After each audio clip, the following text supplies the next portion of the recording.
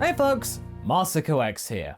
Now, you might be thinking as to why this character is getting so much attention here. What makes Babidi so special that he deserves such a chance to turn good, have his own story, and be a much more involved character within the show than what he was in the original story? Put simply, Haverock and I for the longest time have thought that magic in Dragon Ball didn't really get much of a look in during the Z days, and thusly, we felt that if we had it that the little potato that could had a chance to thrive and perhaps explore his history and origins within the Dragon world, that it could possibly yield positive narrative results for not just himself, but for us. Also maybe Piccolo, Beerus, and other mana-based personalities within the series. It doesn't always have to be about martial arts, you know. It can't hurt to take a look at things within other aspects of the overall product and the world. Lore building's always really fun, and it's a pretty big world out there. In the last part of this story, Babidi and Piccolo had a very big heart-to-heart as to the revelation of the potato losing his power. Since he had gone very far away from his original reason for living, Babidi's powers had been literally stripped away from him without him even knowing it, and now he no longer had the same effectiveness as he once had. He was left but as a mere French fry, a soggy one, with no taste. That one at the bottom of the paper bag that nobody notices and gets tossed out with it. You know, nothing. However, Piccolo couldn't bear to see him like this.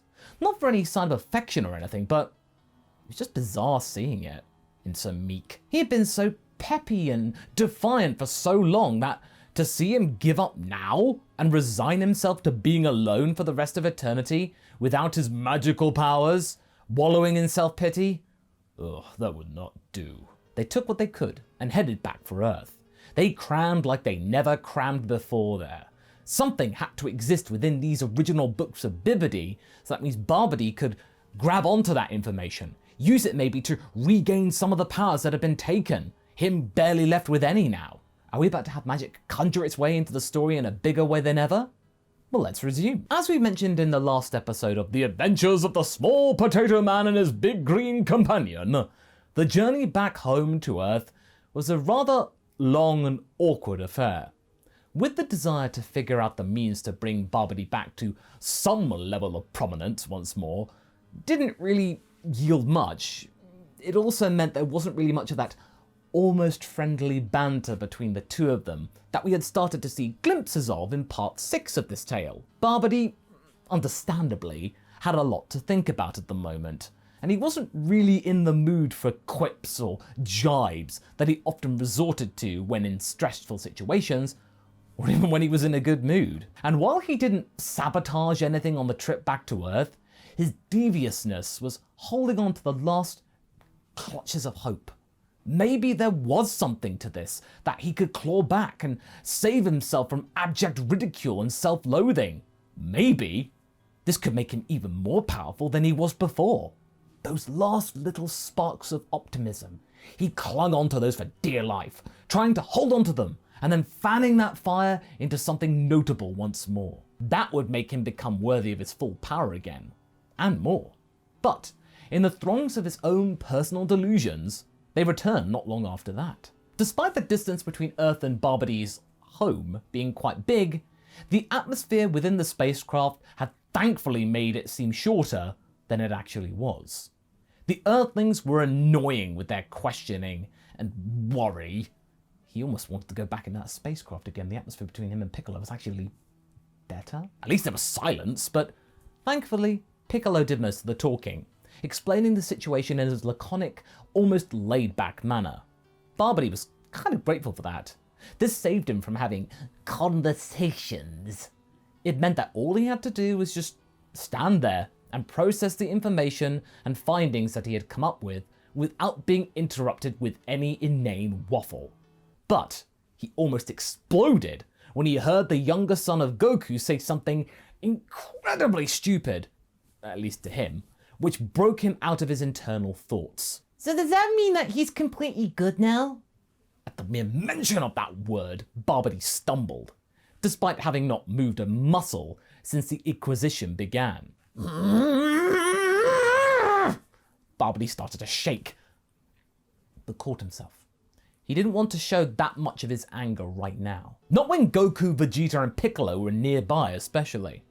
Perhaps this could be spun in his favour, but not right now. It still stung to hear his name being described as a good guy. Are you alright?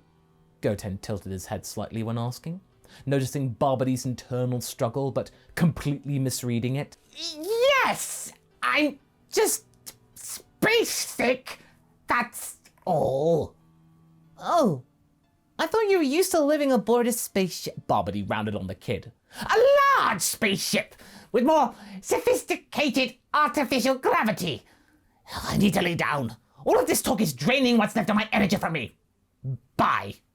Without much more than that, Babidi just walked away from the group, going to his quarters that he had up on the lookout. Had that kid said one more thing to him in that irritating vein, then Babidi, he would have most likely turned him into a bath bomb. Months passed without anything exciting happening.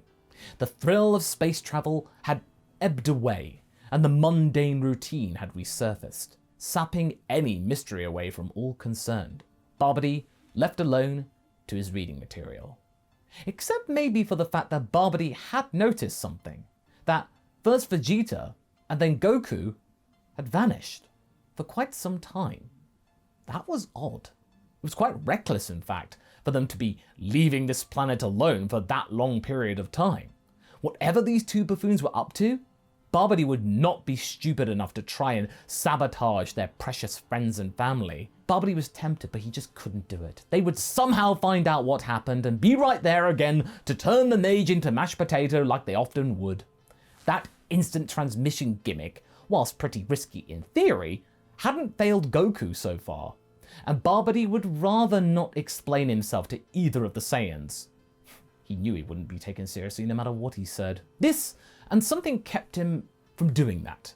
The Guardian's library was pretty vast. That kept him grounded and in check. He was also sure that this rookie over here, Dende or something, didn't know about half of the tomes and scrolls that were locked away that he now had in his possession as Guardian of Earth. What Dende had seemingly not comprehended was the power of reading material. These books could provide countless clues and answers to maladies and mysteries of this planet and maybe beyond. And Babidi had these right under his nose. Or nostrils, more accurately. This was exciting to him. And also, Dende's scary genie-looking fellow wasn't doing a very good job about introducing him to what they had in store either. He just stood there, staring. Always staring. But even though some of these tomes were sort of preachy, there were some potential ways of expanding power within those lines, like various types of divine water, some workings on a psychosomatic level, some a little more direct. And yeah, Babidi liked direct. But he had to admit that the Grand Supreme Kai, he was rather smart in hiding the sealed ball of Majin Buu on this planet, in retrospect. Whilst Earth looked pretty innocent and actually borderline incompetent at times to the greater galactic order out there, there was a lot of untapped potential in this world. There was a lot that could go down here and nobody out in space would have any clue that it was going down. It was actually the perfect little hidey hole. With all those interesting magical artifacts in there, it was a miracle that the increase of power at the level of Son Goku and his friends had only just happened, that it had been a recent occurrence. But maybe it was for the best, Babidi thought, because if there was a Son Goku level of being during his creator's time, Babidi wouldn't have existed. And he pondered about that moment for a long time, that upsetting realization. But his studies were then interrupted again by a sudden bit of information. There was an invasion heading for Earth. Apparently, Frieza was back. For revenge! Babidi was confused. Wait, Frieza? Hadn't those fools killed him ages ago? At least that's what they told him. Hadn't they checked to make sure that he was well and truly gone? Piccolo had come for him, taking him away. Leave the books, Babidi. We're needed on the front. This is none of my business. Why should I help you? Besides, I'm pretty sure that most of you are now stronger than Frieza. Ah! he got interrupted because Piccolo had just grabbed him by the head and started to walk out of the chamber with a small being in his hand. All right, I will come. Just put me down. This is so embarrassing. I'm no vegetable. I hope you have some tricks up your sleeve that could help us against those soldiers. One good thing from this messy ordeal came about. Babidi would be able to unload some of his frustrations on somebody after all. On Frieza's goons. Without penalty. Oh, this is going to be good. On the flip side, Vegeta and Goku were absent. So it was Babidi, Piccolo, Gohan, and a bunch of the B-listers which Babidi hadn't bothered to remember the names of, fighting for the fate of the Earth. No pressure then. Piccolo wasn't wrong. There were a lot of soldiers out there, and some of them were more capable than Babidi had given them credit for. But, to be fair, it had been a while since he last blew somebody up, and this time, none of his reluctant allies were complaining about it. Babidi was laughing his head off. He was so happy right now, exploding the heads of some of the troopers, but felt rather surprised that the large bull-looking fellow over there was giving Piccolo so much trouble. Gohan, Son Goku's elder son, had to chime in. And while they were exchanging punches, with the Frieza minion being clearly on the defensive now because Gohan was here, Babidi then spotted that this purple-grey fellow right here was readying an attack, trying to catch Gohan unawares. In the weirdest instinctual reaction that Babidi had had since the time he had magically full Nelson'd Kid Buu, Babidi blocked this guy's blast with an energy shield which he had surrounded Gohan with. Blast! What was he doing? Why did he care so much? He heard Gohan finishing off the fight with the soldier, who then shouted in his direction. Thanks, Babidi. I'd have been toast without you. Babidi smiled awkwardly. But then the warrior redirected his anger at him. And as our potato-headed protagonist shielded himself, he was having to cope with the idea that the soldiers were barraging him with fierce power, and his shield was weakening. As Tagoma was about to send a powerful, piercing blast his way, someone stood before him and took the shot. It was Piccolo. Run away, you fool! He shouted. Babidi didn't need to be told twice, as he witnessed Tagoma, the purple guy, going all in on Piccolo, even to the point of ripping his arm clean off. Those minions were weirdly competent. Wait, would that make them Deborah levels of power? Babidi really didn't like that thought. Suddenly, the fused form of the Brat came in to save the day. Gotenks headbutted Tagoma in his vital area, which caused even Babidi to cheer. But the weirdest thing about all of this was that while Tagoma was laying on the ground, a frog just body swapped with him. The being claimed that his name was Ginyu, and he was a captain in the Frieza force. Alright, that was weird, he thought, Babidi. Did those people really not check whether their enemies were alive or dead? Well, Gohan goes on to fight him, not really being all that impressive. Why, that boy had really let himself down, Babidi thought.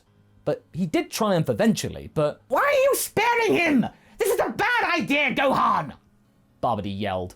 But a cavalcade of death beams then flew from the Space Emperor, which distracted him understandably, who had grown tired of this charade. Alright, Frieza had gotten stronger. Babidi wasn't so sure how, but he had. Maybe this might be Babidi's chance for his grand plan. But before he could try and attempt to take over Frieza's mind, nullifying the battle, he noticed that one of the death beams was heading straight for Gohan and Piccolo. What was that idiot doing? He was going to shield Gohan, but it would puncture. Piccolo was sure that he was the one shielding Gohan from the attack, but a millisecond before the beam struck, the small figure of Babidi appeared in front of them both, creating another shield. The death beam started to scratch the surface of the shield, which made an awful sound, but then the beam went through and struck Babidi. There was a lot of darkness as he fell to the ground, and the last thing that Babidi heard was Frieza laughing. He failed. When he came to, the Namekian Guardian was healing him, as himself, Piccolo, the Galactic Patrolman he couldn't remember the name of, and some of the other B-listers were there, as well as Beerus and his attendant. Anyway, they were all under a space shield, this being held by Beerus's mysterious attendant. Was Beerus his attendant? That was confusing to Babidi. What happened? Said Babidi groggily. Frieza blew up the planet after he lost to Vegeta, Dende explained. I was trying my best to stabilize you for quite a while. Lord Whis is going to rewind time by about 3 minutes or so that means Goku could kill Frieza. Babidi looked at them with utter confusion. Okay. Now I'm sure that he killed him and I'm in hell. But no, everything that was said was true. Where there were remnants of a planet, there was a planet again. Goku charged at Frieza, who looked slightly different now, and, well, did his thing. And that was it. Of course, Vegeta and Goku went on to bicker about who stole what kill, but Babidi had to sit down when the dust had settled, massaging his head. It was still hurting from all of this. Gohan and Piccolo then approached him. The Namekian began to speak. Thanks for having our backs. Babidi seemed irritated. I was trying to repay a debt, so you don't force me to pay it out later. That's all there was to it. Gohan looked at the wizard. You know, you were a great help against Frieza today. You should know that. Babidi scowled. Yes, maybe, but don't overthink it, Half-Saiyan. I did it for my own self-preservation. Ow, my head. Gohan and Piccolo grabbed him under his shoulders and decided to take Babidi up to the lookout without him having to expend any energy, so he could lay down for a couple of hours. When he had woken up, he would be so angry with himself for allowing them to do that. Meanwhile, though, at one of the Galactic Patrol outposts, a lone patroller was visited by a being who looked awfully similar to Babidi. How can I help you? He said, but before he could think, something started to happen with his head. He yelled as a singular letter M appeared on his forehead. Good boy. I want you to tell me, where do you keep this one? As the patroller stopped giggling, the wizard had given him a sketch of a mysterious being, slightly resembling a humanoid round man. The scribble had a lot of runes on it, as well as the M symbol circled around it, but it was written with a slightly different font than the tattoo that this patroller goon had on his forehead. Some dark knowledge might be unlocked pretty soon. And that's where we're going to be leaving things for right now. If you like this story, check out this story here where a magical twist meant that Chi-Chi became far more than she ever was, and much more bearable. And I shall see you in the next video. Catch you later!